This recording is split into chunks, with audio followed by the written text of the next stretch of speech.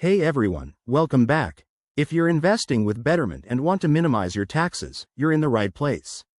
Today, we're diving into how to enable tax loss harvesting, a smart strategy that can help you offset capital gains with investment losses.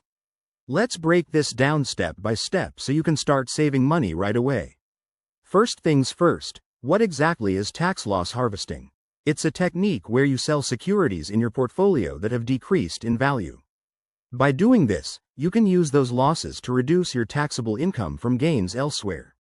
For example, if you made $1,000 on one stock but lost $500 on another, you could potentially wipe out taxes on that profit. Pretty cool, right? Now, if you're a Betterment user, enabling this feature is straightforward. Start by logging into your Betterment account. Once you're in, head over to the Settings section. It's usually in the top right corner or under your profile menu. Look for the Tax Settings or Advanced Features tab. That's where the magic happens. Inside Tax Settings, you'll find an option for tax loss harvesting.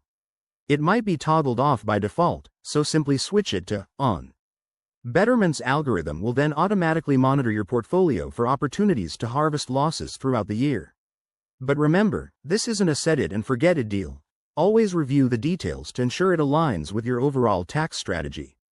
One key benefit? It can potentially increase your after-tax returns by up to 0.5% or more, according to Betterment's own data. However, keep in mind that there are rules, like the wash sale rule, which prevents you from buying back the same or similar investments within 30 days to claim the loss. Before you enable it, consult a tax professional to make sure it's the right move for your situation.